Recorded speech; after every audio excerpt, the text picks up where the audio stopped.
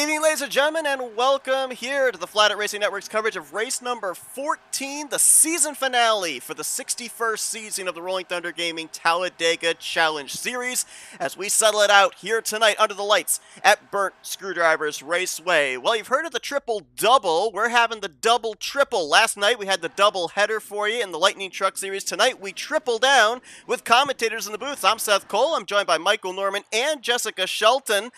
Michael, I'll start with you here tonight, the finale.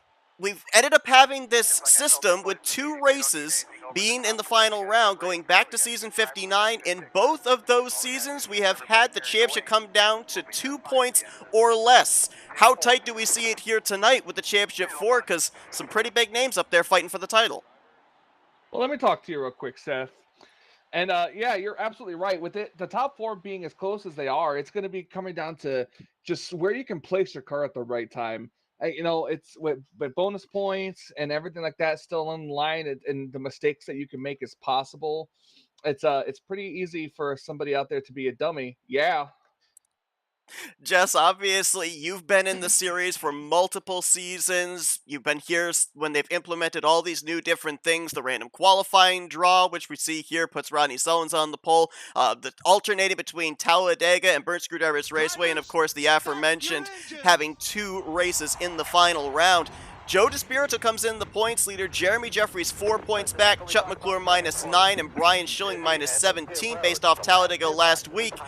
Where do you want to be in terms of those four drivers? Do you want to be on the defense as DeSpirito, or do you want to be one of those three that's on full offense tonight? Okay, so Michael did it, so I got to. Okay. So, Michael.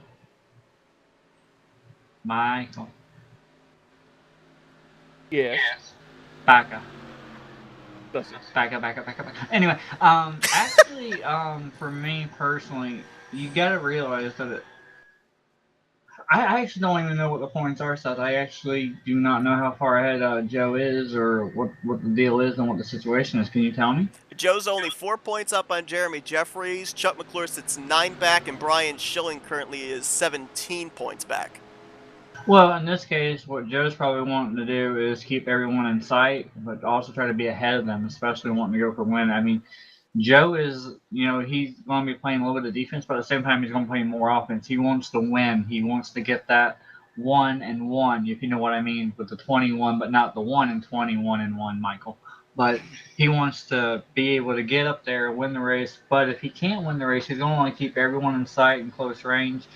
That way he can pounce and just block who he's got to block to get it. But it's going to be very difficult here. I mean, you said Jeremy's running in second here with the point standings, and we know Jeremy's luck has been hit or miss. In the past, last season it was pretty there, and then all of a sudden it went away, come back, went away, come back. Joe started out with a really rocket season, then all of a sudden it kind of started fading a little bit when he broke that streak that he had, Seth. So, yeah. I mean, the really long shot you're talking about, I mean, you said Brian Schilling's, 9 points back? 17, actually.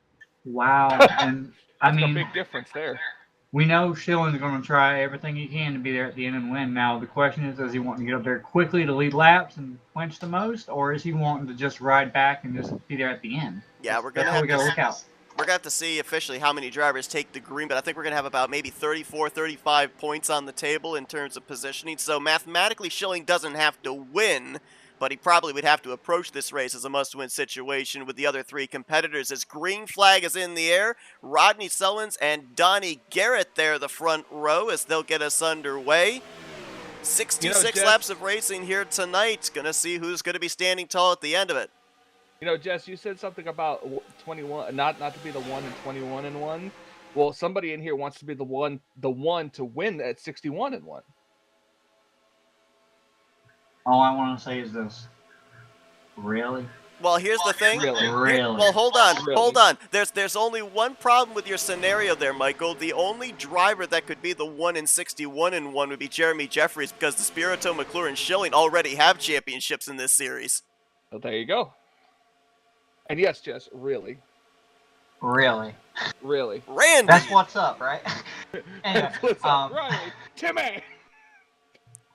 But anyway, as we see here, it looks like they're trying to get that third lane going up there in turn one, Seth. And honestly, at this point in time early on, do you really want to be making these moves knowing how many laps we got left? I mean, I like to try to get up there as quickly as I can if the line's moving, but at the same time, under these circumstances, one little wrong move could quickly end the race going 3 wide like this. Yeah, I'm with you. I question it, but I also understand it because bear in mind, there's 4 drivers. They're battling for a championship. Officially, we had 32 drivers take the green, so 28 other drivers, they could care less about the championship. They're not in the hunt for it, so go for broke. Make the moves that are going to get you to the front to maybe end the season out with a checkered flag. It kind of alleviates the pressure of them having to think about anything else but trying to get themselves positioned to pick up the race victory. Everybody else, those other 4 championship drivers, they've got to worry about everybody around them and the aggressive moves that they make. Now, we do have one other championship that is up for grabs here tonight. Rodney Sullins was able to best Joe DeSpirito last week, so therefore... I'm sorry, not Joe DeSpiro, Jeremy Jeffries last week. So therefore, Jeremy Jeffries gets the rematch, if you will, in the bracket challenge. So Sullins versus Jeremy tonight for the bracket championship. Highest finisher will take that home. I've got an interesting story about Jeremy Jeffries here as well, because we've obviously been covering the championship week here for RTG outside of Tuesday night. Jeremy taking home the championship in the Bare Bones Racing Series on Monday night. Last night, he won the championship in the Lightning Truck Series. We might have a reasoning as to why Jeremy has been on a streak as of late as he has. We always talk about the Grant Wesley luck. Well, apparently a few weeks ago on Tuesday night in Speed Freaks, Jeremy Jeffries drove Grant Wesley's number 88. He might have found Grant Wesley's golden horseshoe and may have taken it for himself. I don't know, but that's what I heard from Jeremy last night. So we'll see. He's still looking for that one championship that's eluded him. He's won a championship on Mondays, Tuesdays, and Wednesday nights here in RTG, but he has yet to win a Tally Challenge championship. If he had not won the last couple of championships, then I would say, yeah, go for it, Jeremy. Now that he's won, yeah, that's one too many. That's just one too many. So going back to our conversation before we went on the air today, so if we see a wreck happening in the back, am I supposed to go, whoa? Only if you see smoke and no mirrors. And all of a sudden it has that like disfigured part on that comes up above and just makes them so sad. it's a little version. Whoa! Whoa! A little bit wiggly back here in front of Bob Sunoco Chevrolet. But Cy Jones got a little squirrely back here. Yep, we saw it, and he almost came back up into Bob Seminara. Nice save there. I don't know if he just got loose, maybe got the apron off of 2, or if he got a little bit of assistance, but keeps it going. Still up to speed here with the tail end of this group, so nice save there by Cy Jones. Seth, let me ask you and Michael something, okay? You guys have commented off and on, mainly you, no offense, Michael, falling asleep every 2 minutes. Anyway, that is not true. Not every 2 minutes. Every 3 minutes. Okay, that'll work then. But my point is, with you guys have seen this track. We all know we all like the bottom at this track. This track always shows the bottom, but there have been random times that middle line, let alone the high side, will actually be beneficial, and we're like, why isn't this bottom line working anymore?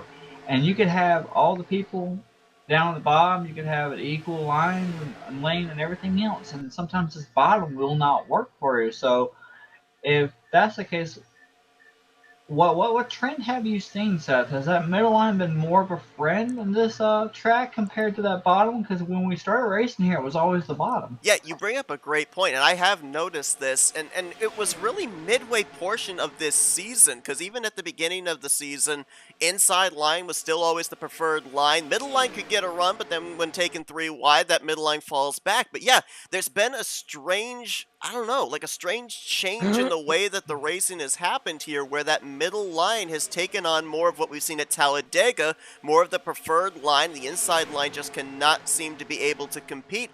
I don't know what the difference is. I'm wondering, possibly, is it just that maybe drivers have gotten a little bit more comfortable with pushing in that middle line here, so now it's kind of evened out and gotten a slight advantage over the inside line? I don't know. The only differences that we've had between the previous seasons and this season is the mod change, and I don't see how that would make a difference into one line all of a sudden being better than the other that we've previously seen in the past couple of seasons. What about you, Jess? What line do you prefer? Do you prefer the outside lane? The top lane? Well, let's put it this way. Tell me where I start at, and I'll tell you then. Okay, let's go with where you were originally going to start with tonight if you were racing, which was second.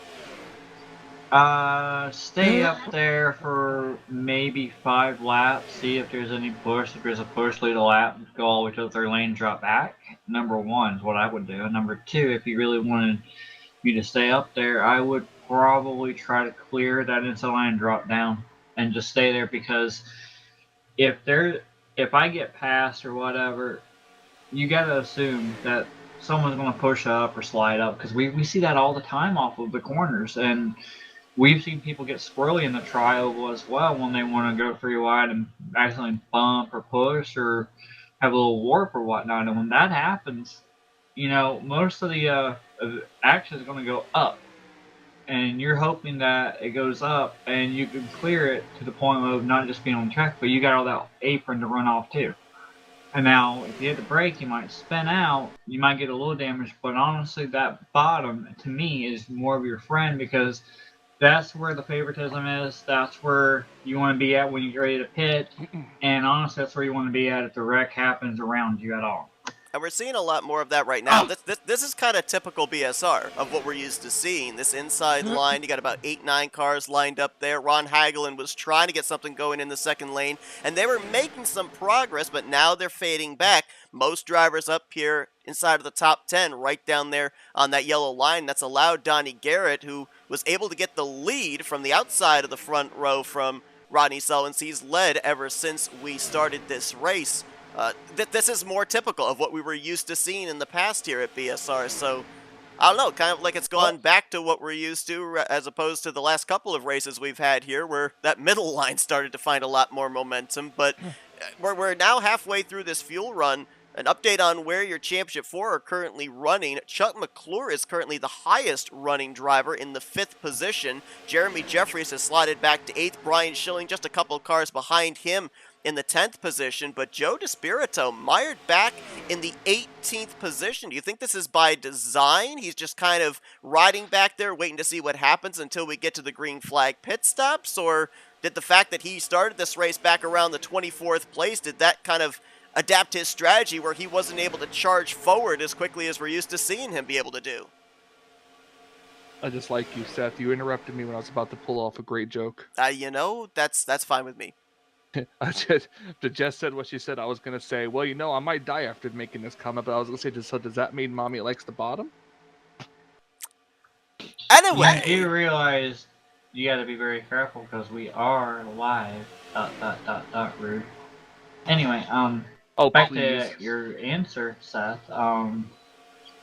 Joe being where he's at, I honestly think he's trying to move up, but with that high side gets that little bit of a run on that straightaway. You see right now, Brian Schilling is starting to pull away from the, but now right here, Joe's going to get a little bit of a run on Ulysses here, and then he's going to have to be very careful and play with the throttle so he doesn't run over the car in front of him. And when that checkup happens and that high side continues to pull away, I mean, if I'm Joe, I want to be on the bottom to try to move forward because that's the favoritism line. But then again, you bring up a point.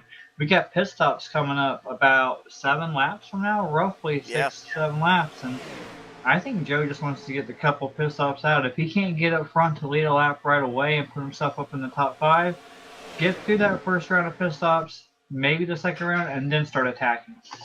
Yeah, you want to place yourself in the right after pit stops in the right position. And Seth and Jess, as we talk about too, you know, these aside from Joshua Mercurio, these guys can really hot pit. But you had to fit that in, didn't you? I did, yes. But there's always the good luck finishing the next race when Josh is there. Oh, I know. But don't worry, because there's a lot of danger that comes with hot pitting, Seth and Jess. I'm sure we've all we've all experienced the the dangers of Speaking hot of pitting. someone who can actually hot pit compared to the other person who's actually talking before me. Yeah, I was gonna say, Jess knows about the perilous situation of the hot pit. Ended up going airborne. What was it, last week? I believe it was at Talladega when a car slid into you. You still brought it back for a good finish too. I think what happened was in that case. I don't know if I think you did show it on the replay.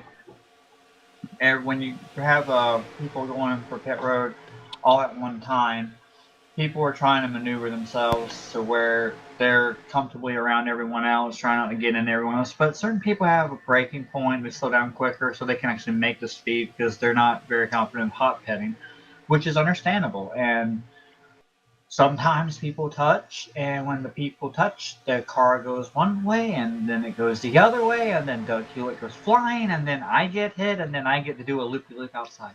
Yeah, I think that was maybe the biggest pit party that I think I've seen this entire season. I think there was about 20-25 drivers in that entire group that came to pit road there. And I got air too, I think. you did, yeah. All 4 tires left the ground. That exactly did happen, and you still brought it home for a good finish, though, despite the fact that you had that pit road issue. So we'll see here what happens with this round of Green Flag pit stops, because, you know, in the case that you were just talking about, while you have to be aware of your situation, you got to hope everybody else is aware of their situation if a big group is coming to pit road. And we have seen playoff spots won and lost, playoff advancement spots won or lost, just with pit road alone with mistakes. You've got a bunch of your playoff contenders up here now inside of the top 15. Yeah. They're all close to each other there with McClure and Jeffries, Schilling, and DeSpirit. So if they all come to pit road on the same lap, something breaks out around their area, it could be a kind of survival of the fittest as to who ends up getting the track position, because we know most often wrecks down there at the entrance of pit road don't bring out the yellow. I was about to bring that up because I was there looking at Jeremy on that high side by himself with Demar. I'm talking about like playoff contender here, and he's the only playoff contender that I saw up there on that high side. And I'm thinking, well, you got Chuck and Joe on the bottom here. They're trying to hold court down. They see that this is a favorite line like we've been talking about, and they want to be in prime position for that pit stop. But on this high side, what we end up doing, that you never notice at Dega, some of us randomly go out to the high side. Why are you going out there? Well, we can pass more cars to put ourselves in a better position during pit stops. But then again, you see how Demar just randomly darted and left Jeremy out there on his own now. I think he's trying to back off, let him in. But Schilling's right there, right behind him, giving him a huge shove. And see what Schilling's going to do here. But, I mean, you got this bottom. You want that bottom. But what happens when you're stuck on this high side and you want to come down and these guys on the bottom, they're not pitting? Couple cars coming down. Then you got a huge cluster on your hand trying to figure out, how do I get down? You just screwed up your own strategy, and then you got to recalculate. That's one good thing about getting pit stops early out of the way. That's what I was talking about Joe. Maybe Joe just wants to get the first 1 or 2 rounds out, then focus on the ending where it counts. Yeah, I remember last week there was about 3 or 4 drivers that came down pit road the lap prior to the 20-plus drivers that came down pit road altogether, and caution ended up coming out, and it worked out in their favor, gaining them track position. You got to wonder if maybe any of the playoff contenders would think about doing that, pitting maybe that extra lap early. As you alluded to, Michael, we saw a trio of drivers diving off onto pit road there with Bob Dixon, Graham McDonald, and Tom Dixon. Here come maybe about 10 cars on pit road, led by Donnie Garrett. That's Greg Lovell in the 0, making his first start tonight and his first experience with green flag pit stops here in this series this season. Well, he may not lose too much, depending on how much it takes. Little half spin there. Well, this is going to be kind of fun here. Tom Dix on his bottom trying to get up out of the way. Robbie Knights is away at the top, too. Man, that right there would have been scary for me, running on that bottom like Tom Dixon was. Yeah, up the gut right there with a couple of slower machines. Robbie Nice is going a lap down. He has not pit. He just lost the lead draft, and they reeled him in to put him off the lead lap. As you alluded to, Tom Dixon was coming off of pit road. They just got around Graham McDonald. Looks like Bob Dixon might have got hit with a penalty, and he's having to serve it right in front of this group that's coming to pit lane. Oh, we got back in the back. The 5 is around, and he saved it. The Factoids machine going to be in kind of a little bit of a cluster. And then you got Schilling. Schilling had to back off. Chuck barely bumped the 28 machine of Mark Paglia, I believe that's who it was. No, no, it wasn't Paglia. It was the 39 of Metallic. And now Wiley in his fall, he has to back up to get into his stall based on a little bit of contact with John Godfrey there. Looking to Pit see, I road believe playing everybody came to pit road that was left on that group. 3 of our playoff contenders were in that pack. DeSpirito was the only driver that came down pit road with the first group. Whoa, Paglia. And he's going to hit the inside wall. Oh, and they're wrecking up onto the track. Terry Bombard into Josh Metallic. No caution, though. No Still under the yellow Wow. line. It was still under the yellow line. Craig Hagley in the 82 was also caught up in that. Both the Texaco Haviland machines. Yeah, I saw that when they were coming out. Hagley and Paglia were really close together, and one just kind of leaned on the other one, and that's all it took was a little bit of contact. And you got to remember, these guys coming off in a really, really slow gear. So, that does happen when that happens. Robbie Nice is on the bottom. Did he just pit?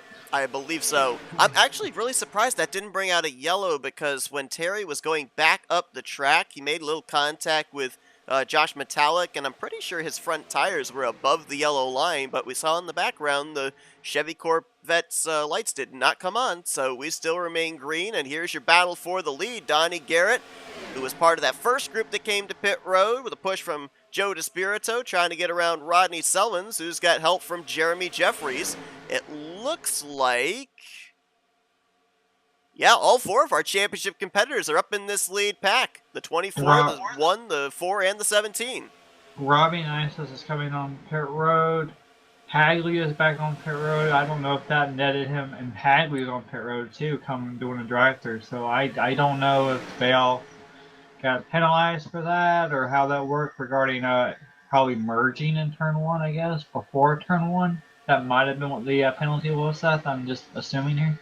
Might have possibly been. About third of the way through this race here, lap 21 completed. A couple of drivers out of the race at this point. One of them is Sean Prime. That was by design. Prime was going to do a start and park tonight, just had to get some technical things figured out as he's preparing for Saturday's race, the 2024 Team Elmo 200, benefiting the ALS Foundation. It's going to be broadcasted over on Tar Nation TV at 7 p.m. Eastern Standard Time. Also, John Godfrey, when he came to pit road, he made the left-hand turn to the garage area. It looks like he'll get credited for 31st. Sean Prime will get credit for 32nd in tonight's finale. And we're left with, what, about a dozen drivers up here in this lead pack? Back to Ulysses Sandoval. Then you got to go another 5 seconds back to pack number 2. And that's the dangers of hot pitting, because the little mistakes like that can happen. Side Jones, travel. Through the grass, and saves it. We're good. Saved it. There was a bad bump in that pack, and I was just riding with them. They just got slightly checked up. You know, when you run single file like that, you get a little bit of a run on someone. You have to like play with the throttle just a little bit, and then when you're in a corner or a trioval stuff, you know how that works and how silly the car gets sometimes. I'm pretty sure he was in that second pack too. You can probably and when you're in that second pack, you want to shove because you want to get back up to that lead pack. So sometimes if the bumpers aren't lined up enough, or if you've got too much of a run, it can lead to a driver potentially getting spun out. But nice job, Cy Jones has had a couple of saves here tonight. One off of turn 2, and then right there through the trioval as we're looking at that second group, currently being led by the 712 of Bob Seminara, Josh Metallic there in the 39, Ron Hagel in the 111. Some fast cars here, but they've got a lot of ground to make up on that lead group, and it looks like they are at a deficit numbers-wise too. There's only about 8 of them in this second group, while there's about 10 of them up here in this lead pack. So, real quick, while I'm going through the second pack and we're talking about the second pack, I just was thinking about Josh Palmer or Greg Metallic, however you want to spin it as a joke here. And then I thought about Bob Seminara, how I always called him Bob Seminara sauce. What, because of marinara sauce. But what was the nickname you heard, Seth, about the Biscuit, Bobby the Biscuit Seminara. Oh Lord. And you heard that because Bob said, wasn't it Bob said that he was called the Biscuit? Yeah, it was a Talladega Nights special event, a team race, and we were doing the pre-race driver intros, and he introduced himself as that. I've been trying my best to try and come up with biscuit puns that I can use, and I'll tell you what, there's a lot of different topics. I got one. Okay, please help, because there's a lot of topics I can come up with puns, and I can't come up with any for biscuits. I don't have a big pun or anything, but I do want you to look like 3 cars behind Bob.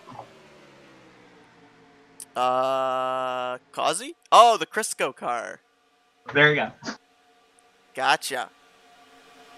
I was thinking about that when I first saw that car. I was trying to remember if you actually use Crisco in biscuits or not. I mean, you can use Crisco when you can. Yeah, true. Call him Nabisco. Nabisquito. Nabisquito.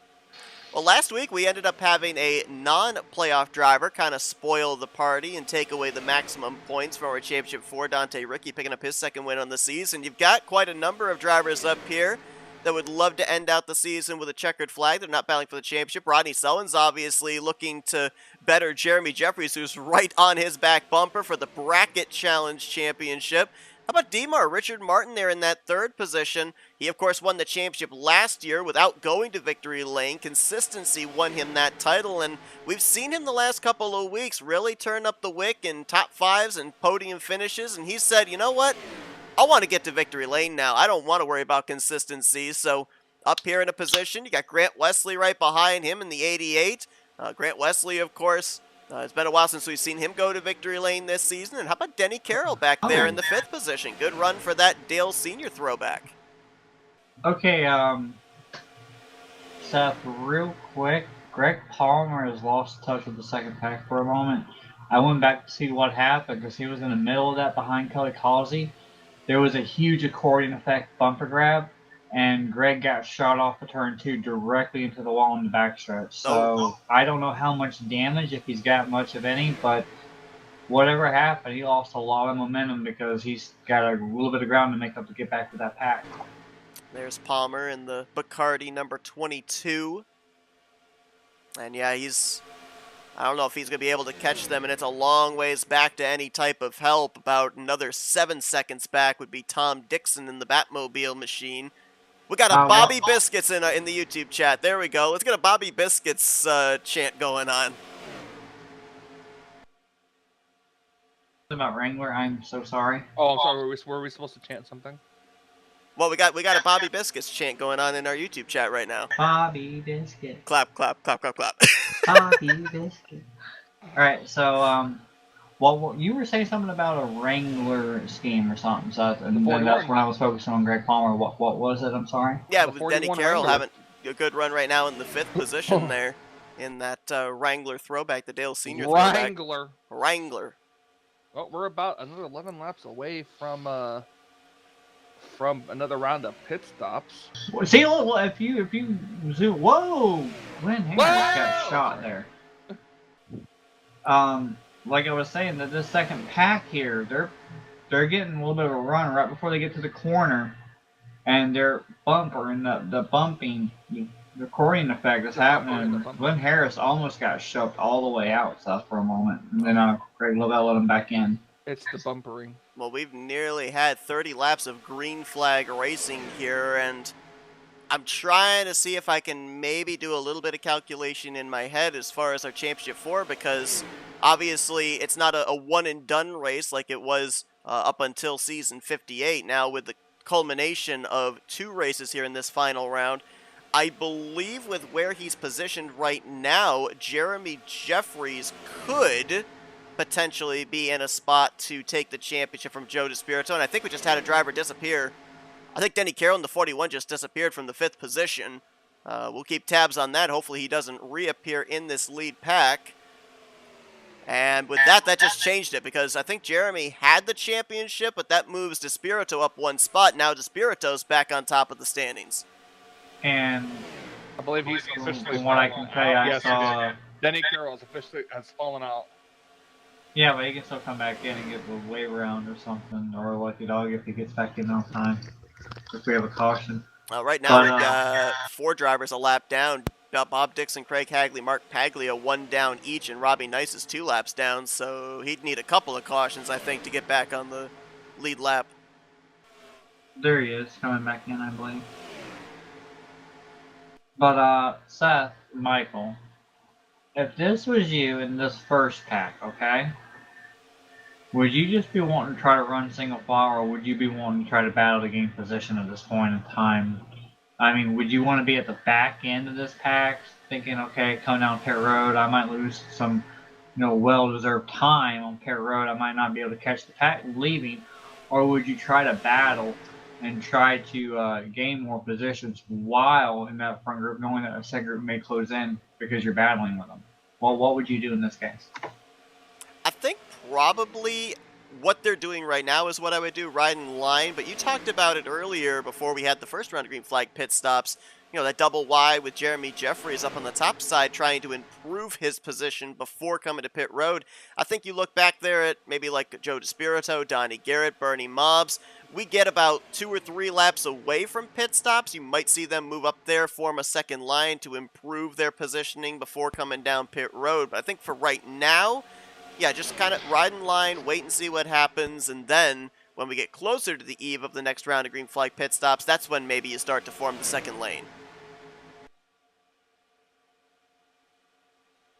Saw a couple more drivers right there getting bypassed. Jason Scheck in the 71. That puts him 1 lap down, and I believe the other driver that got bypassed there was Mark Paglia. That will put him 3 laps down to the race leader. Denny Carroll, as you mentioned, back in the server. Right now, scoring has him 2 laps down. We'll wait to see where officially he is in terms of laps down to the leader. Probably will be at 1 down, but I'm not 100% certain on that. Single file still here. We reached the official halfway point now, and with I got about 2 more pit stops remaining. The one coming up and then one right after it, I would believe. Yes, I believe so. Yeah. Interesting point of note as well. Obviously, a lot of different bonus points on the table for drivers for the playoff contenders. One bonus point I don't think any of them are going to get is the most laps led bonus point, because Donnie Garrett has led 18 laps. Rodney Sullivan's just completed his 16th lap out in front, so I think it's unlikely that that one bonus point is going to come into play for the championship. I do want to point out that Greg Palmer was caught by the third group run by, I believe, Ron Hagelin up there. I believe it's Hagelin. No, it's Wiley. I'm sorry, I saw a red machine. And Pat Palmer's at the back of it now. I mean, I don't know. But Palmer's day, it looks like he desperately needs the caution to get everything sorted and caught up. But Seth, Joe, I don't know about this. I mean, Chuck is close to Jeremy, but Chuck needs to pounce if he's going to get this title and put himself in a better position. Jeremy's, I don't know if Jeremy really wants to lead or if he just wants to be content running second at this point in time, because that's probably what I would want to do, just ride.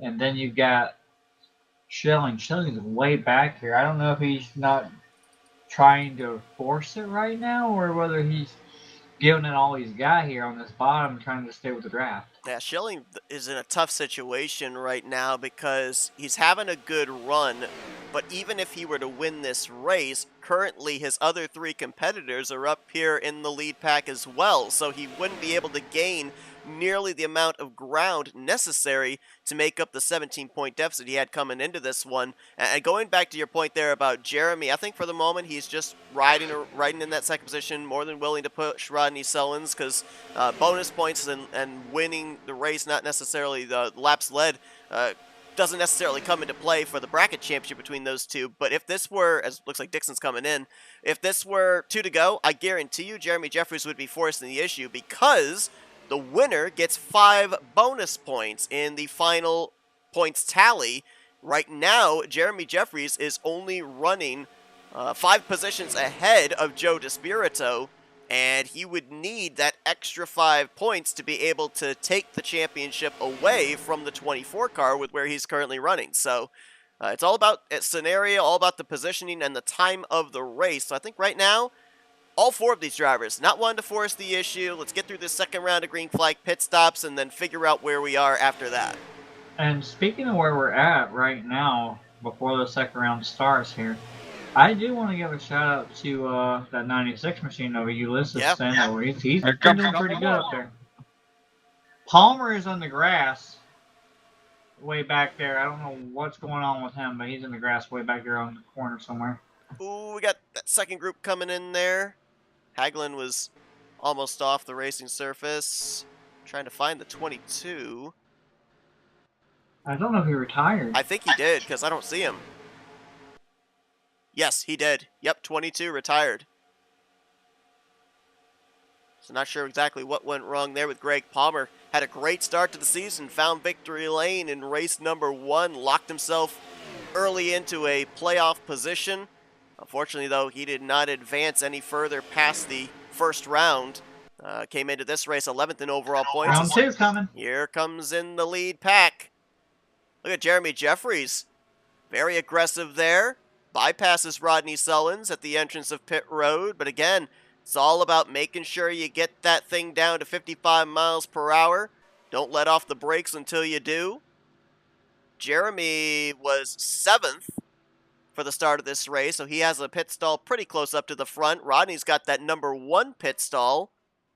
We'll see who ends up getting the advantage there. Some drivers like that number 1 pit stall, but other drivers don't. I think from what I've heard, the general consensus is you want that number 1 pit stall if there's a pit stop under caution. You don't want it if there's a pit stop under green because it takes so much longer for your car to launch. And now that we're past 35 laps and we're past halfway at this point, Seth, you get a black flag now. It's going to be really tough to overcome that. Kelly Causey staying out an extra lap here. And now he'll make the dive onto pit road, so a bonus point for him. Causey 6th in overall points coming to this one. Got eliminated back during the round of 8.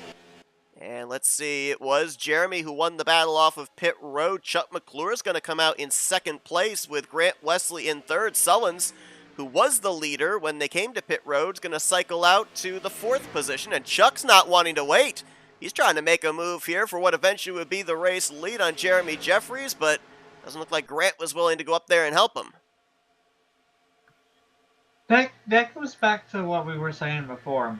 I mean, Michael, I don't know about you, and I'm really interested in racking your brain on this. If it were you, would you actually, if you have like championship competitors all around you going for the championship, would you like to just ride and say, yay, you know what, I got a 3rd place or a 2nd place finish, I'm happy because I didn't cause any issues, I wasn't around anyone, and you know, I was a good racer, sportsmanship, whatever. I wasn't involved in the championship. I let them do their own thing.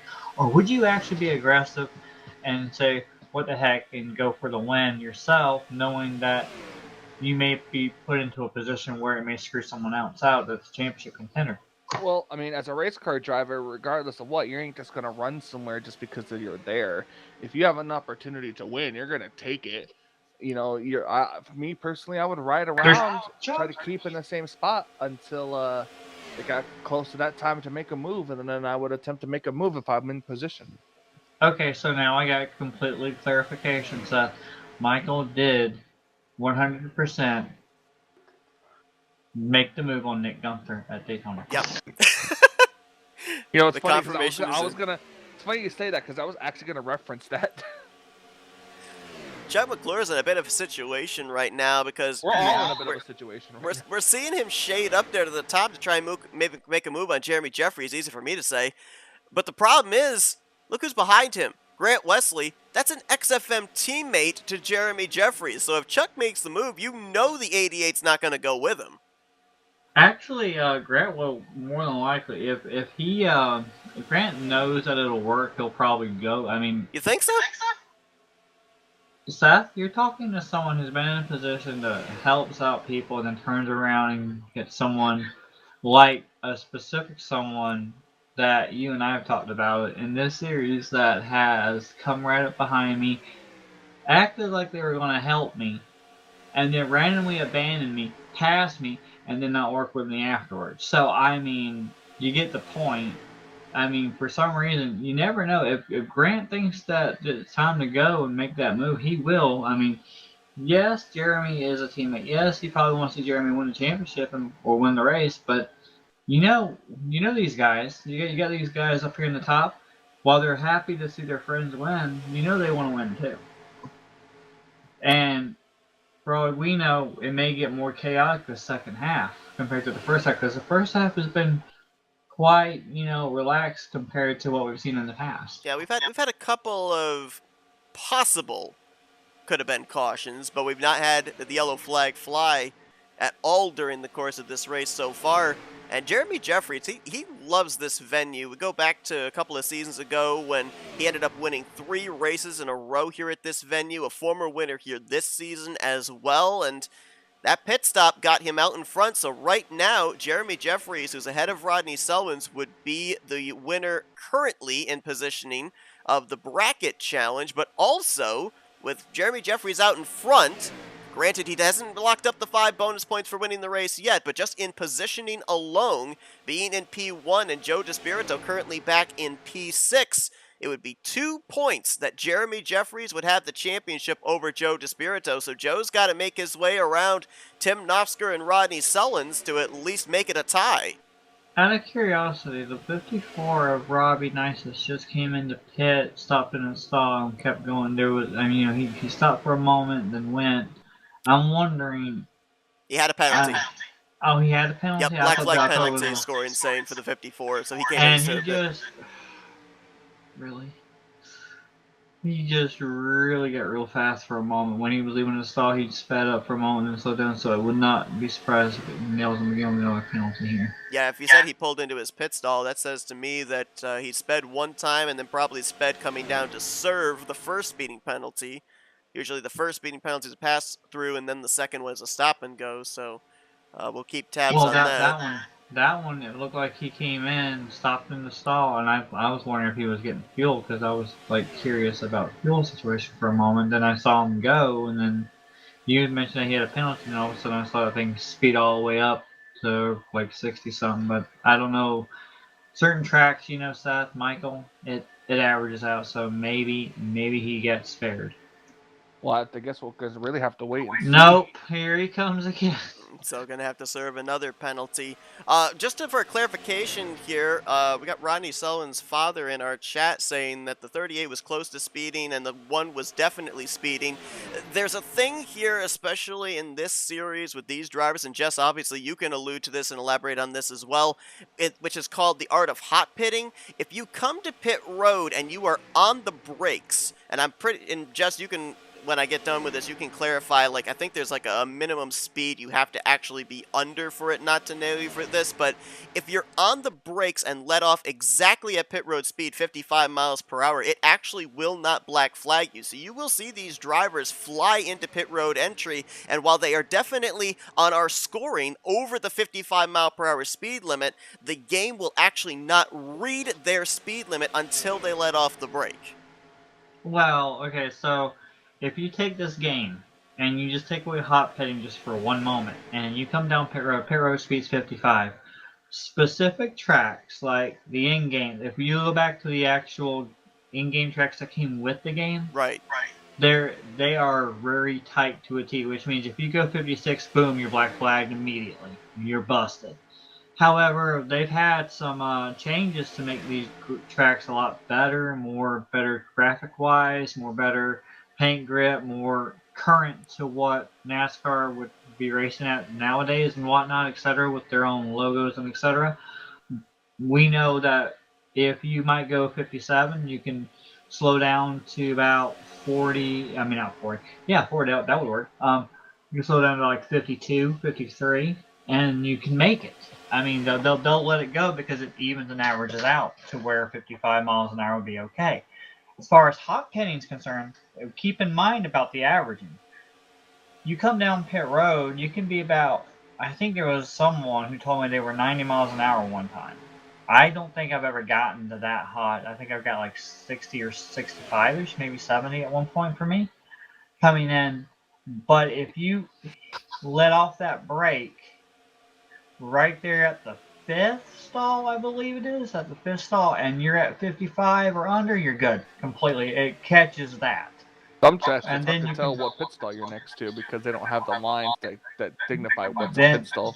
Then you can play with the throttle back and forth at that point. Okay, I'm going to go 57, now I'm going to go 52, stay at 52 for a little bit longer, then go up to maybe 54, and then they can, pretty much get away with it. And hot pitting actually, even though it's very risky, and a lot of us don't like to do it, it's very beneficial if you can execute it correctly, because that's why you see the people up in the front half the time the way they are, because they can execute it correctly. Guys, I'm keeping an eye on the second group, led by Josh Metallic. That last time by, most of the drivers in the lead pack ran in the 48.0s. Josh Metallic and company ran 47.9, so they actually are running faster in the second pack, although they're about 5.5 seconds behind. I don't know, just based on the lap times here, if they'd have enough time to get up there to that lead group before that final round of pit stops, which would be in the next 10 laps or so. Yeah, we have to wait and see. This first pack dwindled down since the last time, and Jeremy Jeffries is the race leader. That last time by 48.1 for the lead group, 48.0 for the second group, so they're gaining about a tenth a lap. I am not saying who, but I did ask an idea, a round estimate on fuel-wise. I am being told might be 7 to 8 and 8 to 9, depending on who we're talking about right now. Really, that much? Yeah, you got one person talking to that person, like the team whispers back and forth, or friend whispers, etc. One person's 8 to 9, and the other person's 7 to 8 at that point when I was just starting to talk to you. So that's what we're looking at. Yeah, like most drivers, I would think, would be having to take on a can of fuel. If you get to the window of where you would absolutely have to take on a can of fuel, which would be about, 10 to go, about 5 laps from now, do you come to pit road that early, or do you wait until the absolute last moment to come to pit road? Is that extra time between a splash and a half can that critical? Well, you're asking the girl who just did that in one of our online. That's a races fair point. Talladega, Seth. So. That is a good point. Oh, I mean, was I supposed to answer that? Because that. But anyway, for me right now, I would actually be enjoying riding second or third in the pack, so I could figure out what the leaders are going to do. Because if you think, oh, I'm going to be good to go into pit or whatever, I'm going to run it out, take less fuel, or I need to come in now to get fuel and be good to go. And see, that's what I'm talking about right there with Bob Seminary around Hyatt Handling. They just shot to the point where they bumper grab not bumper grab, but accordion effect, and look at how much spaced out they are now. Greg LaBelle went up the track. Donnie, or who is that? Yeah, it is Donnie. Donnie was right there on Greg's back, and then everyone else started kind of like backing off, kind of worried that there might be a wreck coming. So, but anyway, going back to what you're saying, I can't tell you stuff. I'm not on the track. I don't know what position I'd be in currently, number one. And number two, you want to have friends when you come in. You want to have someone with you coming in. That way, you've got some drafts. Because if you're by yourself and you pit and you go out there, it's a lonely view for a while, and then you realize you screwed up somewhere.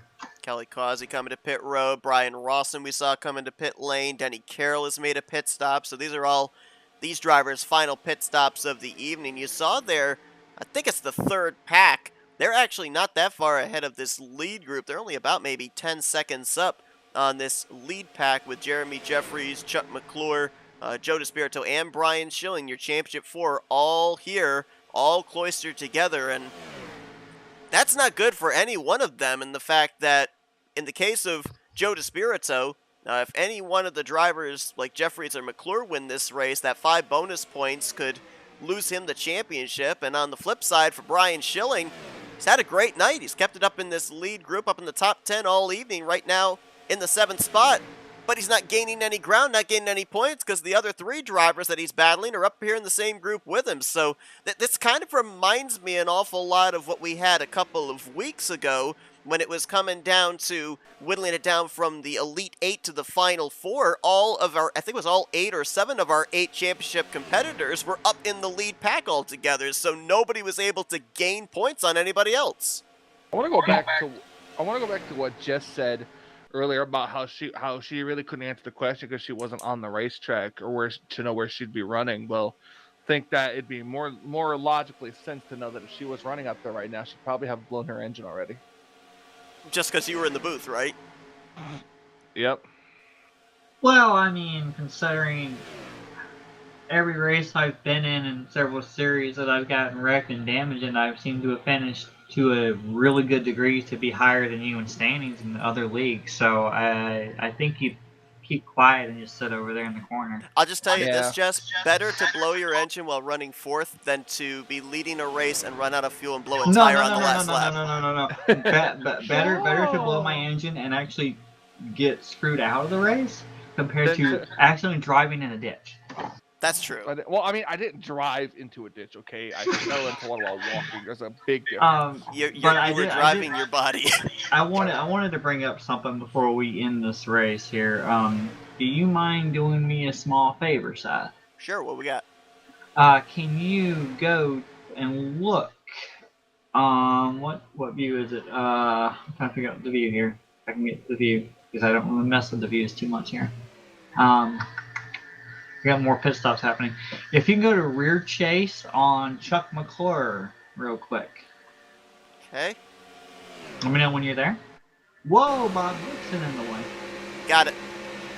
Alright, go ahead and give a nice little shout out to the sponsor underneath that folders. Yeah, you got Race LM Sim Racing servers. Of course, the server that the RTG series run on. Series that we actually run ourselves. We utilize it. It's really the only server that's out there now for the public to be able to utilize, and they've kept NR 2003 online alive. Oop, we got pit stops here. Yep. I was trying to get it before that. Nice little aerial view there of Chuck McClure trying to outbrake Jeremy Jeffries onto pit road. I mean, this right here, this is potentially the battle for the win. You would think that out on the racetrack is where the battle for the win is and the battle for the championship. This right here could be the turning point of the race with 9 to go. Whoever comes out first. We're going to keep it here on this battle. I believe we got a couple of drivers that did stay out and are yet to come to pit road, but we're going to keep it here with the 1, the 17, the 24, and the 4. And see who gains the track position. Chuck's out. Jeremy's out. Chuck got the launch. He had that further back pit stall, was able to get a better rolling start to the commitment line.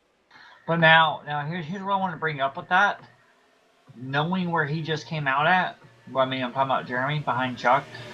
You got to figure out who would be in the better position.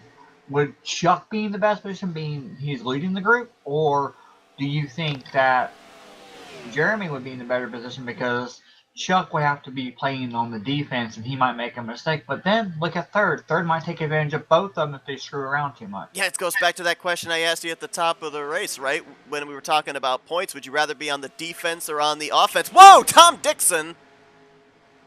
Up and into the wall right there in front of the leaders. It's a last-minute move out of the way. And he's still rolling, so we're good, but that's a bit of a heart-stopping moment there for your playoff contenders. But yeah, I mean, Chuck's going to have to play defense. Jeremy's going to have to go on the offense because Joe DeSpirito looks like he's going to cycle into the 6th position with Jeremy dropping back to 2nd. He, I believe, and Joe would be... No, they would not be tied. Jeremy would have it by 1 point. If Chuck, with where he's running right now, if I could do the quick math, 5 bonus points would have him 1 point behind Jeremy Jeffries. Oh no, he's got a lap led, so he would be tied with Jeremy Jeffries right now. Yeah, or you're not adding the win into effect either. Yes, I am. Yeah, I'm adding in the 5 bonus points.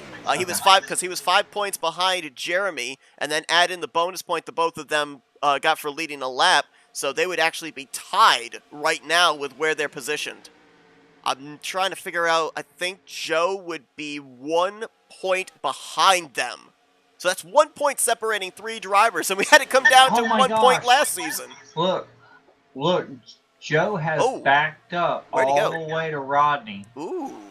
And trying to get some help with Rodney, and that cost him more time, but at the same time, I'm wondering if he's thinking that Schilling's here, Jeremy's here, Tim's up here, Grant's up here, Chuck's up here. You know how the rest of these guys are. So, and guess who they're coming around to catch? Bob Seminaire. And who's the buddy with Bob Seminaire with that Florida gang? Yep. I mean, who? if he gets caught with Joe, you know where he's gonna go.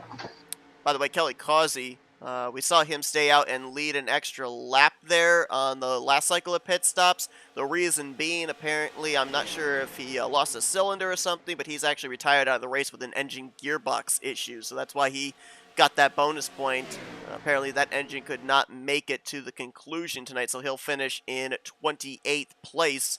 As Seminara going a lap down, we've got 13 drivers left on the lead lap here, coming up to 5 to go. And look who's in this lead pack that's not on the lead lap. I believe it's at 31. Yep, Bernie Mobbs.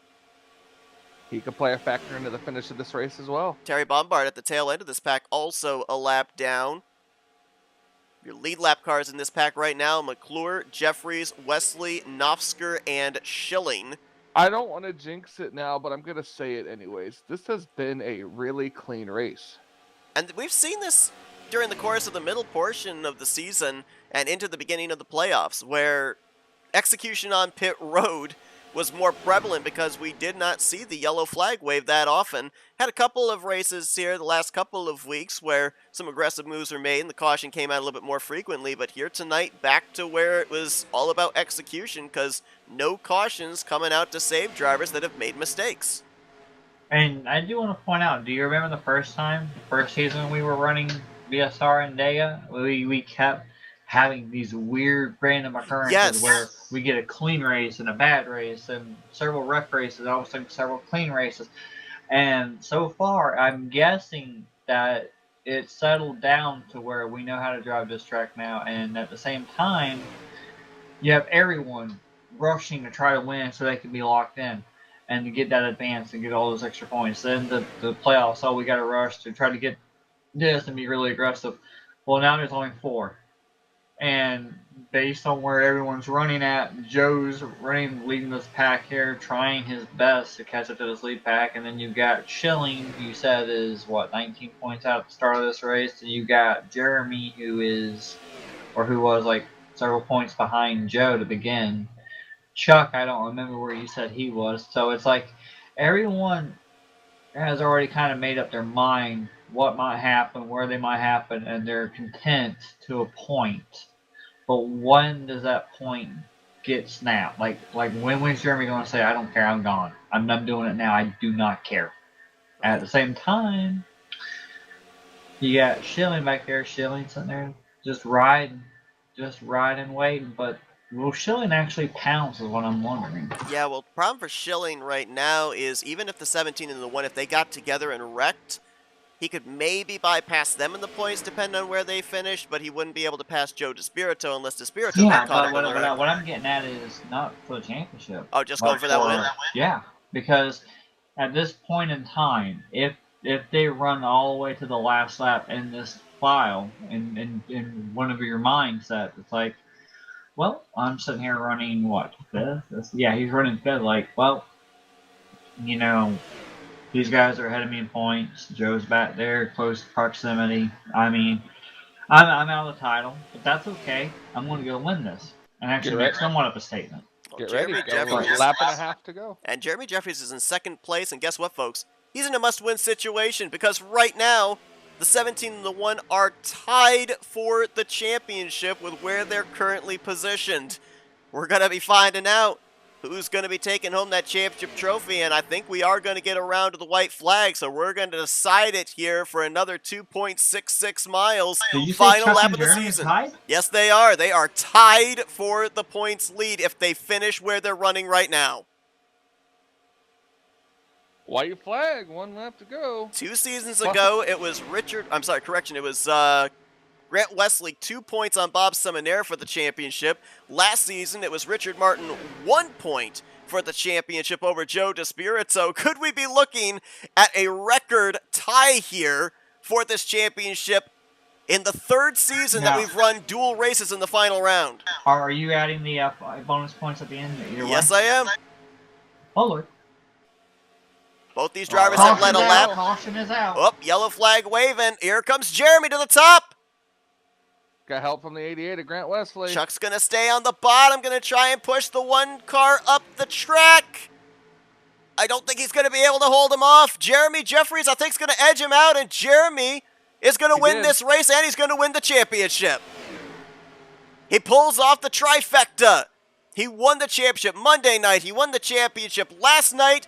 And the one championship that has eluded him his entire career, he finally is a champion in the Talladega Challenge Series with a last lap pass here at BSR.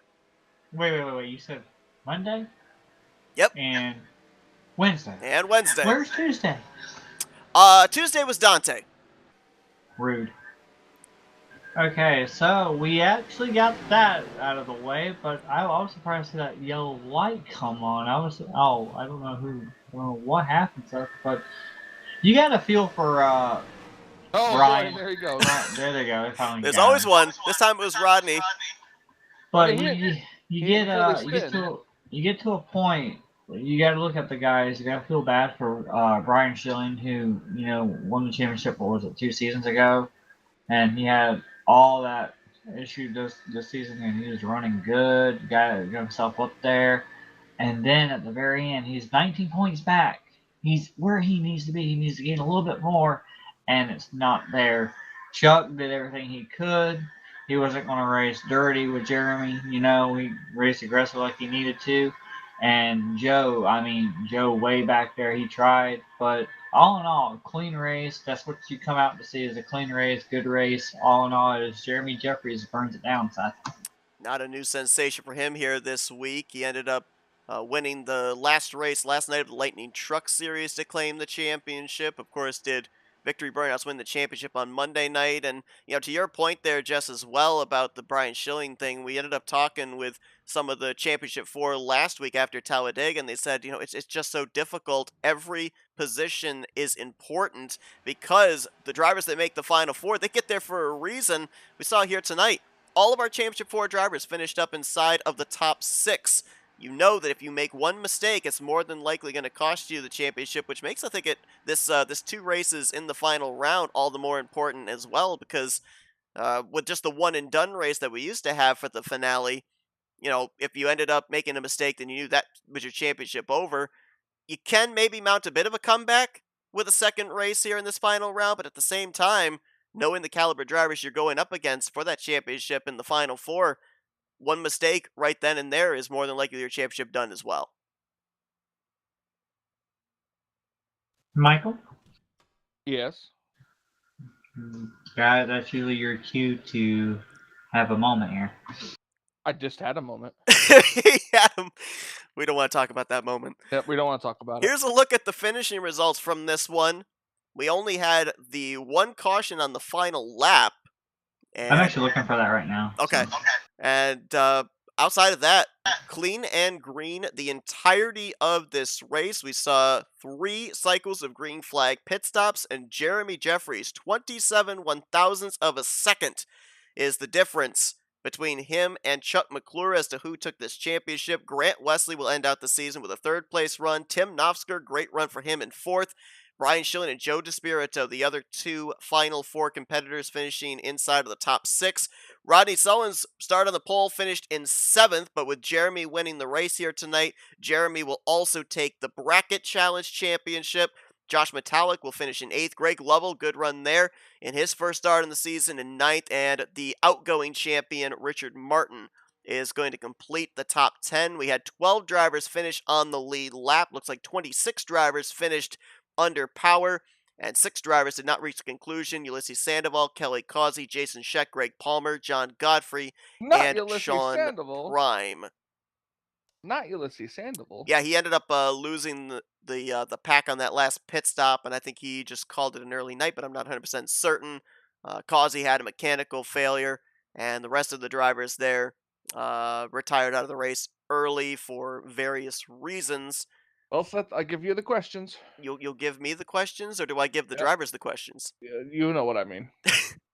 Let's head into our post-race wind down here, and it's time to dial up some drivers. We'll kick things off with multiple-time champion, third place finisher here tonight. Let's get a hold of the driver, the 88 Grant Wesley.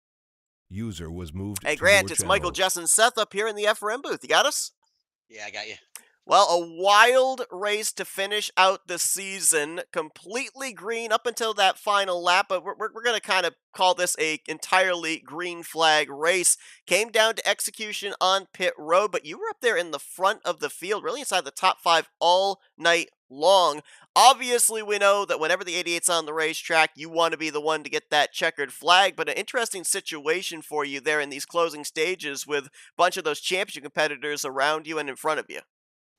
Yeah, definitely was interesting. It's kind of nice, Buddy, you coming into left your this one not channel. being in the mix.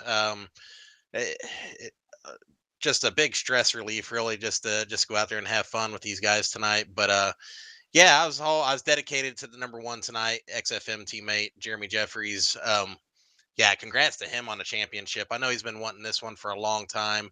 On our Whisper channel, he was so psyched. I can't wait to hear you guys interview him for the win.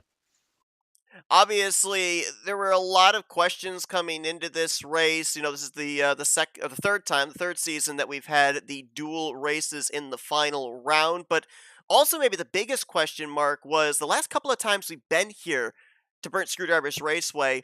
It's raced a little bit more like Talladega, where the middle line has actually been more preferred. The inside line hasn't been nearly as dominant as we've seen in races past. It looked like we went back kind of to the same old here tonight in terms of that inside line being more preferred. Yeah, it's kind of interesting how that changes. We all thought we had it figured out at the start of this season, and now it's completely flip flop. So yeah, I don't know. you, you just go to the line that's moving sometimes, I guess. Now, I got to ask you this because I alluded to this story during the broadcast, and I heard this last night. Apparently, there was a race in Speed Freaks earlier on this season where Jeremy got in your number 88 car, and he may or may not have taken your golden horseshoe, which has helped him to the 3 championships now that he's gotten here in season 61. Is your golden horseshoe missing? Have you noticed that? Did he put it back? I mean, what's the story there from your perspective? I still got my golden horseshoe sitting right beside me, so it must be a duplicate. Did he make a duplicate copy? Yeah, I think so. He must have duplicated it and put it back. Man, I'm telling you what, you gotta duplicate them, put them on eBay. You'd make a fortune. No joke. Well, Grant, congratulations on the great run here tonight. Great way to end out the season for you. Up there inside of the top 8 in point standings here this season in the playoffs. Went to victory lane, of course, as well here in season 61. And, of course, a 3-time champion. Looking for that 4th championship maybe starting next season, season 62. But before we let you go, floor is yours for thank you, sponsors, and shoutouts. Yeah, once again, just congratulations to Jeremy Jeffries on the championship. Buddy, Well join deserved. your channel. I'd like to thank the owners here, David Cannon, Sean Prime, the admins here on Thursdays, Josh Wiley and Tim, FRN. Thanks for everything you guys do, taking time out for us. My teammates with XFM. I'd like to thank Race LM for the servers. Without them, we wouldn't be here. I'd like to thank my friends and family for watching, and my girlfriend Brittany. Grant. Can I get one thing in real quick, Sure. please? I wasn't planning on interviewing anyone, so I popped down Grant, said congrats to Jeremy and whatnot, and I asked him, can other people finally win races now? I mean, is he done? Is he done winning? No. He said he found Grant lucky horseshoe. He's keeping it now, and everybody wants to knock that lucky horseshoe. So yeah, I think you started something, Grant. We've just established it's a copy. Yeah, it's a duplicate. Now man, I hope I can keep that luck rolling. And I said this before, it comes in waves, you never know how long it's going to last. All you can do is ride it while it's here. Well, Grant, congratulations on the great run here tonight. Some good momentum for you heading into season 62 as well. Of course, with a victory here this season, we'll be seeing you next Thursday night in the Super Speedway All-Star race as well. So best of luck in that one. And yeah, great run for you here tonight. Congratulations, and enjoy your off season here in preparation for the upcoming new season of the Talladega Challenge. All right, looking forward to it. Thanks. Grant Wesley, 3rd place finish here User was tonight. moved out of your 2nd channel. place, heartbreak for Chuck McClure, who needed the win to be able to make it a tie. It would have been interesting to see how the tiebreaker would have been decided, but ends out the season, though, with a good solid run. Let's see if we can dial him up. User was moved Hey, to Chuck, your it's Michael, channel. Jess, and Seth up here in the FRM booth. You got us? How you doing, guys? Oh, man, I'll tell you what. You had a solid year up there in the hunt for the championship coming into tonight. You were 9 points behind coming into this finale. Now, according to our scoring, coming around there in that final segment with you in the lead and the one behind you in second, we had you guys tied for the championship. Did you know it was that close? And then we'll get into the last lap there, that move off of turn 4. What little more could you have done to keep him at bay? Because I know that obviously you were trying to hold off teammates, but if push came to shove, could there have been some contact that could have kept him behind you and you'd have been able to edge out to get this championship trophy?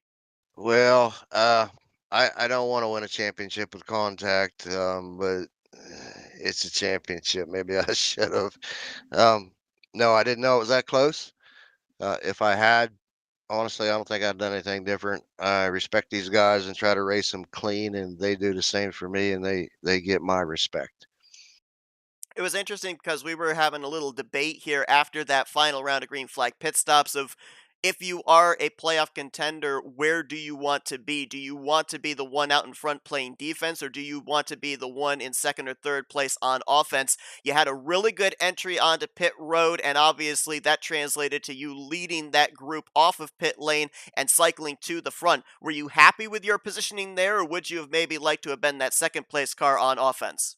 In that situation, particularly, I think I'd rather been in second place. I know he had Grant behind him. I know they work well together.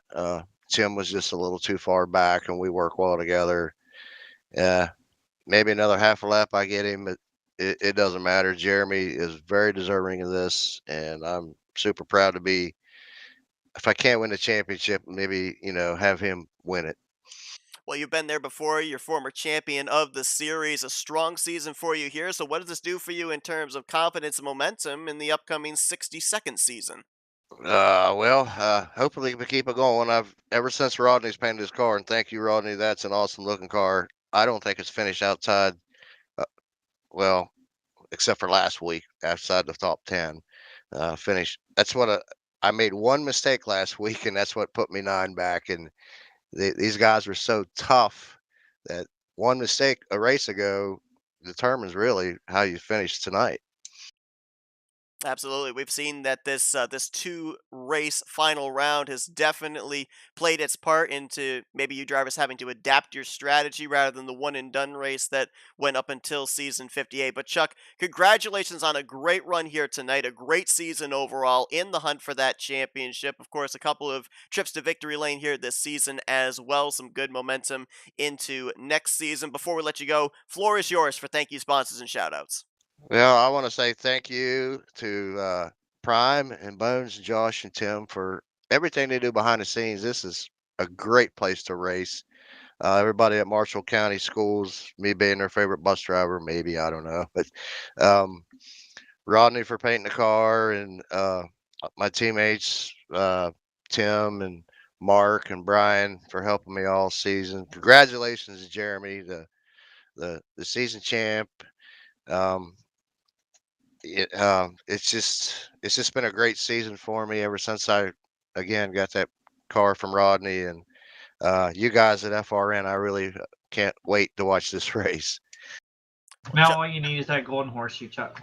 I do, and I don't think it fell out of Jeremy's car yet, but I bumped him a couple times hoping to knock it loose.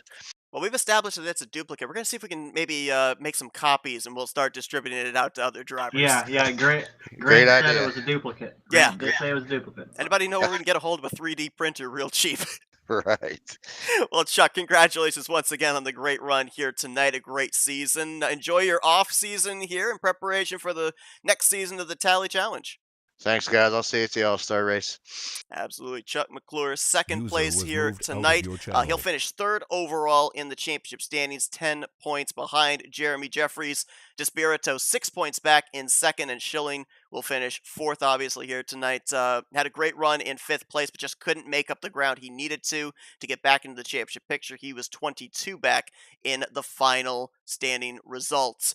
Let's go down to victory lane. Jeremy Jeffries, your season 61 champion and winner of tonight's season finale. User was Hey, moved Jeremy, to Michael, your Jess, and channel. Seth up here in the FRM booth. You got us?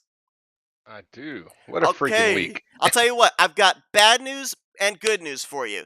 I'll start with the bad news. We've established that the golden horseshoe you got out of Grant's car is a duplicate. It's not the original. He still has the original. But hey, the good news, the duplicate still works because you are finally a champion in this series. We talked with you Monday night when you won the Bare Bones Championship. We talked with you last night when you won the Lightning Truck Series Championship. Both times you said, this is the one that has eluded me. This is the one that I want to get. You finally get it done. We heard that apparently you let all the emotions out there when you crossed the line here tonight. What were you experiencing there in that final run to the checkers? Man, I'm at a loss for words, honestly. That was I've been working for this championship for so long. I've been kind of close, but never made it close enough. And finally, everything came together. And I thank Grant for his duplicate horseshoe, real horseshoe, whatever I got, I'll take it. Obviously coming down to the wire here tonight. Now, our calculations had it with you and Chuck, with Chuck in first and you in second. You guys would have been tied for the points lead. You made the move there off of turn 4. You won the battle back to the start finish line. Did you yourself know how close it was, or were you just laser focused in getting the victory and not really even having to worry about that kind of a scenario? I was doing points calculations by running order while I was trying to drive around the track pushing Chuck. Like, do I need to make this move? Am I good here? What's the points? I think I'm good in second if I don't win. But then I got kind of that run off turn 4, and I was like, well, let's see what happens. We've talked about your success at this racetrack in particular. Of course, the last time we were here in setting the field for the Final Four, you went to victory lane. We can go all the way back a few seasons ago when you ended up winning back-to-back-to-back races when we came to this particular track. I mean, I remember asking you back when you went to victory lane 2 weeks ago what the confidence level with this particular racetrack being where the championship was going to be decided. What is it about this particular track that you seem to like so much? Because we've seen you not only just win races, but dominate races here at BSR. I wish I knew, because I would definitely take it and apply it to the other track. I don't know they're the same track, just they look different. And it amazes me how I could be so good at one and it doesn't apply to the other. It's astonishing. Absolutely freaking cool. I love this track, but man, I'd like to be able to apply it to the other one. I just haven't figured it out yet. Well, obviously, not only winning the overall championship, but also winning the Bracket Challenge Championship here in Season 61. One final question I have for you, because you're checking off boxes here on the bucket list, on the checklist. You said this was one that you really wanted to get. Now you got a checkbox there. So what's the next goal that you're looking for here? Uh, that is a tough one, because I have now won all the championships that we currently run here. So, I don't really know. I mean, obviously, to back this championship up with another one would be ideal. That would probably be the main goal. But I feel like I should just sit back and let other people win sometimes. I feel bad for. It's like I've taken up all your airtime this week, and there's so many drivers out there that deserve this, that come out every week, support our TG, and it's just. I feel bad, but I also feel super freaking good. I could tell you this from experience, Jeremy. I've heard a lot of drivers say that, and as soon as the green flag drops, that's completely out of their head. They want to be the first one to get that checkered flag. But hey, that's the racer's mentality. Congratulations on the victory here tonight. Congratulations on winning the championship. I know you want to get back to your celebrating, but before you do, we're handing the mic over to you for victory lane and championship. Thank you, sponsors and shoutouts. Well, I think most importantly, I have to thank Grant for giving me that push there at the end.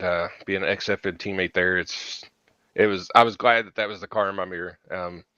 So thanks to Grant, Chuck, Brian, and Joe there. That championship 4 was a bunch of good guys, and it was hard fought. And if I could beat 3 other drivers, those are 3 of the top drivers to beat.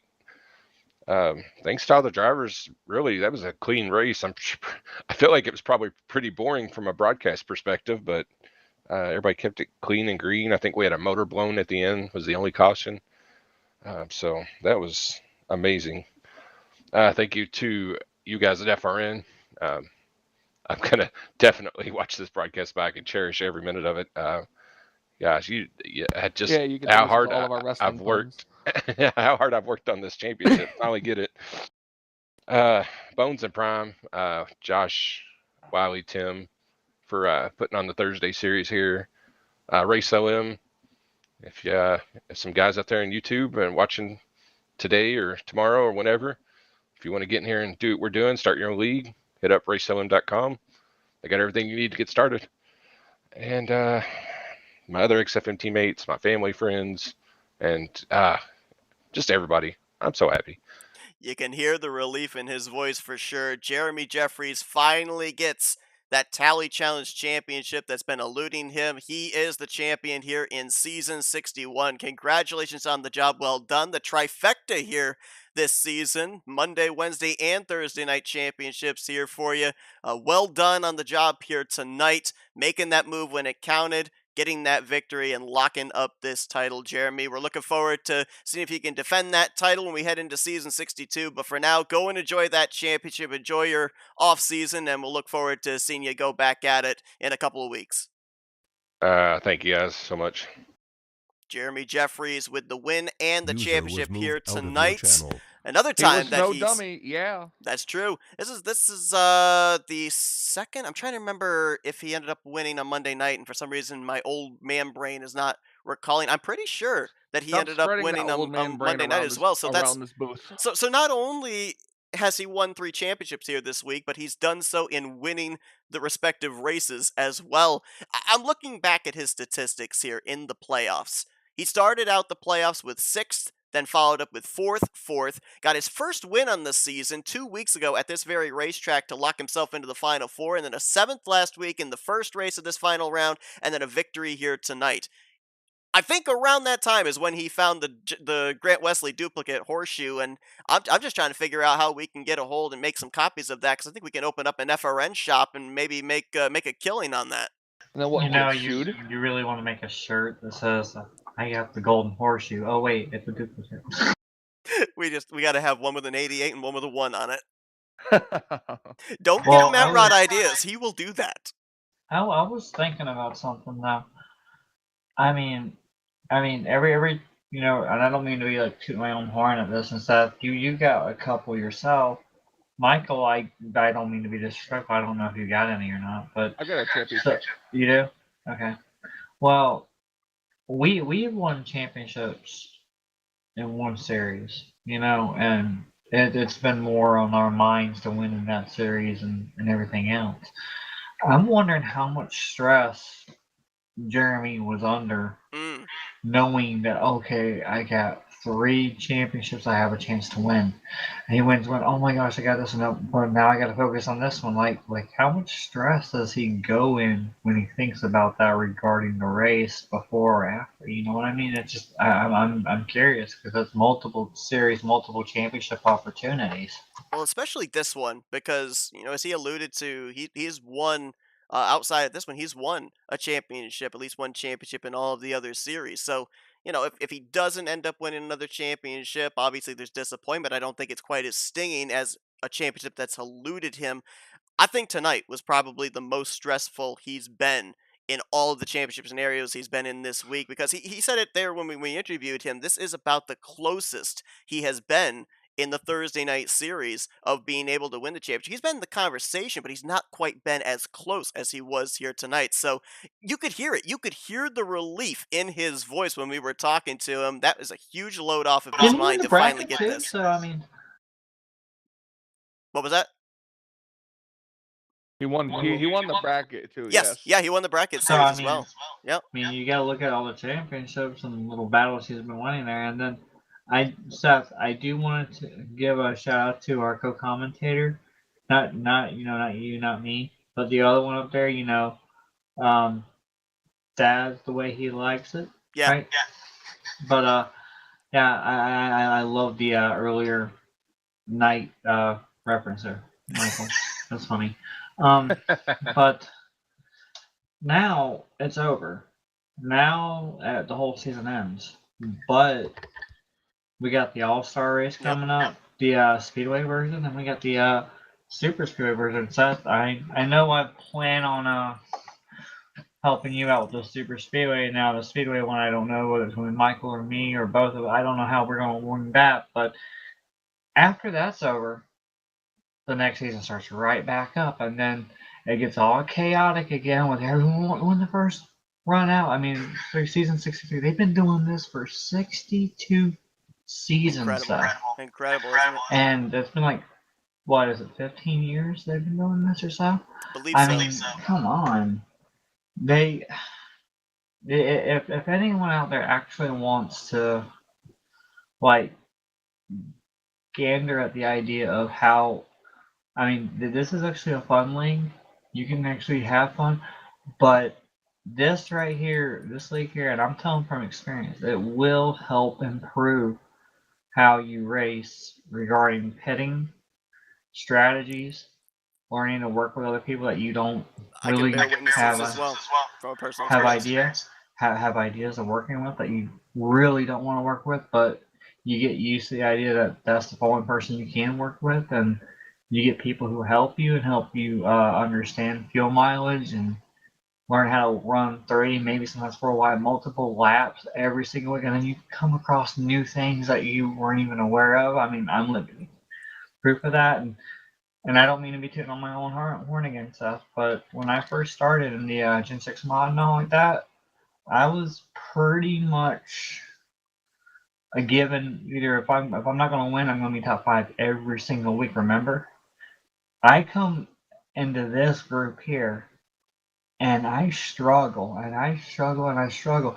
That should tell you the level of competition and the level of skill these guys have to be willing to allow someone like that to constantly run to get better. That's what these guys do. Week in, week out, they're willing to help and willing to always open that door for people who are actually serious about wanting to race and enjoy racing and have fun with each other. I mean, that's what this group is all about. They've been together for 15 years, and I think they're going to keep going strong. What about you? I think you're absolutely right. It's the old adage, iron sharpening iron.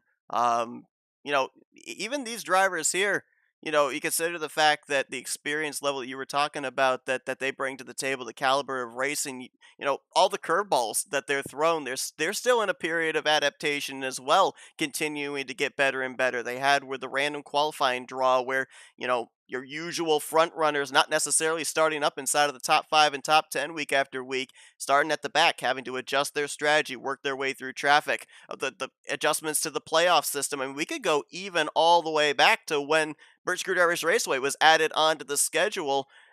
A lot of similarities in terms of racing and whatnot, but pit road, they said, was completely different in how they had to approach it between that racetrack and Talladega. So, even these drivers have not yet necessarily hit their peak. They are constantly adapting, constantly learning, and that's what makes the caliber of racing that we see every single week so good. I mean, here tonight, 66 laps of racing, 3 rounds of green flag pit stops. We had that caution come out, we understand, for a mechanical failure. So technically, so technically, there you go.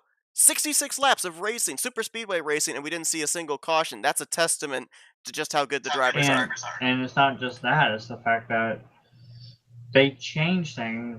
They might change some rules, they might eliminate some rules, they add little incentives in here there regarding like you mentioned, the BSR track randomly came into play, different mods, different physics. I mean, not physics, but you get my point. Different mods, I should say, just mods.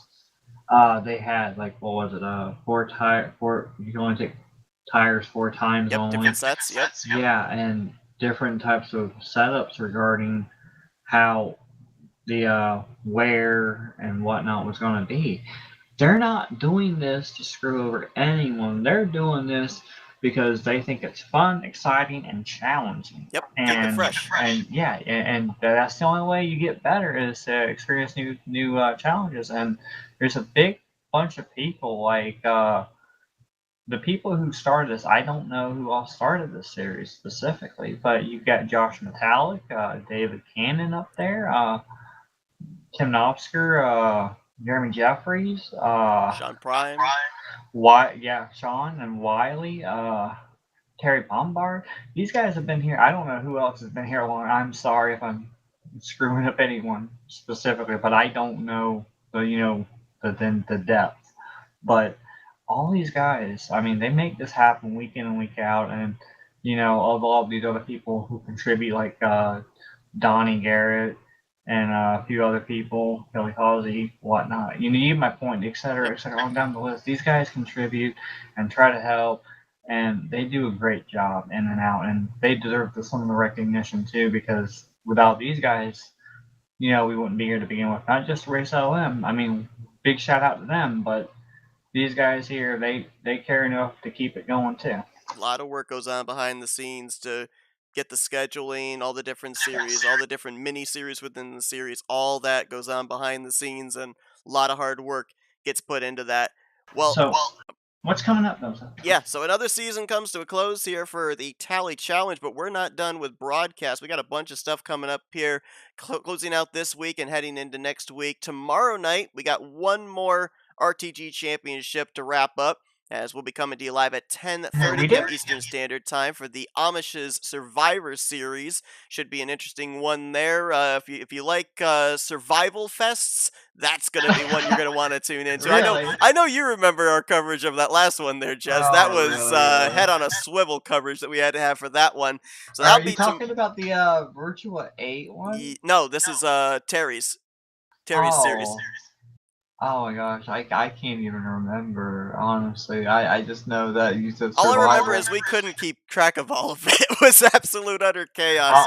When you said survival, the only thing that went into my mind besides that Virtua 8 race that we called that one time was we called the we didn't call it. It was just fun from all. It was like the battle royal we used to have at Bowman Gray. That was Adam Radysky, who I believe was going to be. Was it Mad Haps or was it Bowman Gray? I think it was. I think it was 8 Ball. I think it was 8 No. Ball. Or was it Raleigh Raceway Park? Maybe, I'm not sure. It was when we always killed each other. It was funny. Yep. But I'm pretty sure Adam Radysky, who owns Virtual 8, I think he's going to be racing tomorrow night in that finale. So be sure to tune in for that one. Championship will be decided in that race. Saturday, it's not here on FRN, but tune into Tar Nation TV, 7 p.m. Eastern Standard Time, because it's going to be the 2024 Team Elmo 200 benefiting the ALS Foundation. I'm going to be joining Blaine Donlin and Rod Weston up in the booth. Jess, I know you're going to be taking part in that race as well. Yes. So looking forward to that. Head on over there. Be sure to tune in to that race. Help support that broadcast. And then next week, as Jess alluded to, we got all-star races here for Rolling Thunder Gaming. Monday night, it is the Speedway all-star race, and then Thursday night is the Super Speedway all-star race. And then these drivers, they get a little bit of a couple of weeks off, and then we're right back at it. May 2nd is going to be the first official race of season 62 for the Talladega Challenge. And don't forget the other all-star race. ... Mr. all by himself up there. Say something, Michael. You want to plug it, Michael? You want to plug it one last time here?